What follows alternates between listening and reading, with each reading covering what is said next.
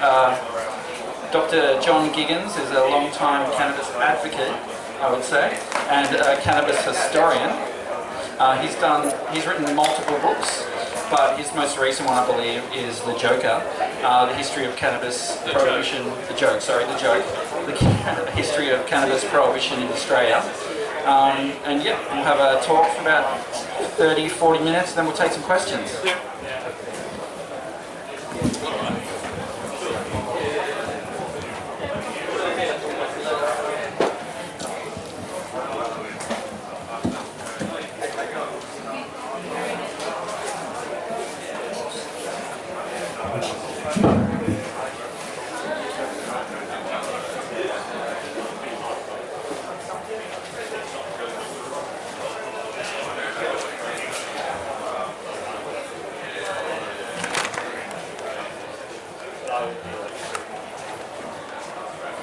I'm ready when you are. Oh, it's not on this one though. I haven't got that, sorry, John. You can just have a look. Oh, alright. I haven't been able to. Right, okay, cool. Alright. Shall I start now? Okay. Hi. I'm Dr. JohnJiggens, and I'm the author of The Joke, A History of Cannabis Prohibition in Australia. The graphic for the book was, okay, sorry, probably help if I use this. The graphic for the book was done by my friend Matt Mawson. I think it's really sums up the book, because what it does is it sort of shows how this evil clown mask has been painted over this wonderful leaf, Cannabis sativa, Cannabis indica, sorry. So I'm going to give you a sort of short history, well, of cannabis.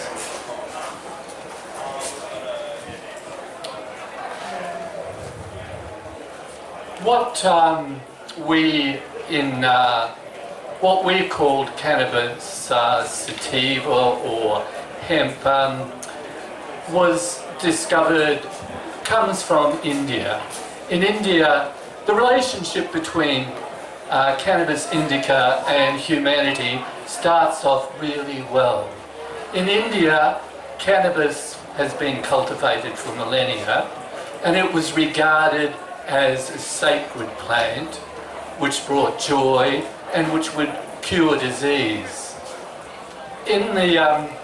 What has happened since was, I think I'll leave my notes, not doing well here. And in India it was known as bhang or ganja. When it was a sacred plant, and when it was planted, prayers would be sent, and when it was harvested, prayers would be sent. It was said that no good would come of anyone who trod underfoot this sacred leaf. Yeah, next one. In the 1830s, the British start investigating the Indian pharmacopoeia. The British sort of control India by then, and the East India Company have got a number of surgeons in India. The first really significant work on cannabis indica in English was by Dr. William Butler O'Shaughnessy, and he wrote this paper called On Cannabis, on Indian hemp, ganja, or cannabis indica. It is really, this is published in 1839, and it is a really, it's a great book it's a great essay to read.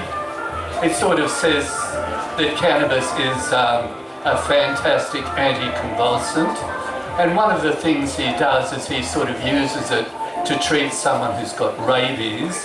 Rabies is probably the worst of the convulsive diseases, and it was able to suppress the convulsion of rabies. The man still dies, but what O'Shaughnessy says is that the role of the physician is to tread the pathway to death with rose petals, and that's the effect it had. And he tried it for all these other diseases. And there was quite a lot of British doctors investigating cannabis at that time. And in 1843, Dr. John Collis Brown uses cannabis indica to treat a cholera outbreak in India. And after that, he starts his own medicine, Dr. J. Collis Brown's chlorodyne.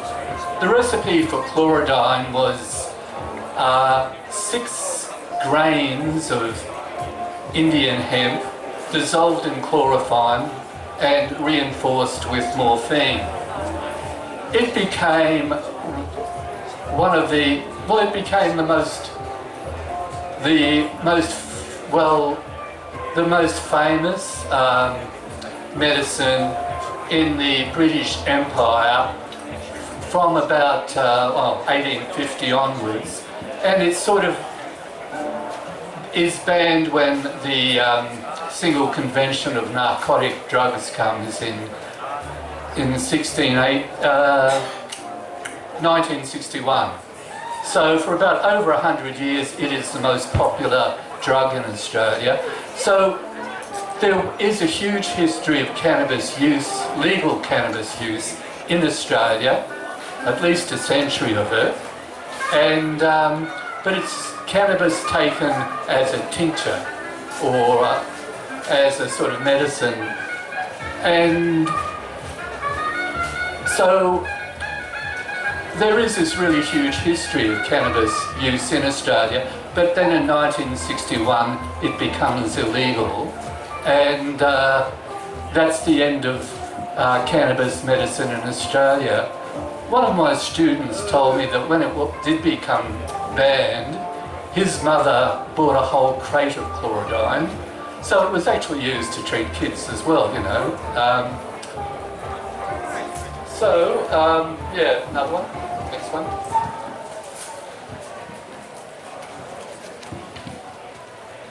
In the 1930s, a campaign of vilification of cannabis begins, led by Harry J. Anslinger, who's the Commissioner of the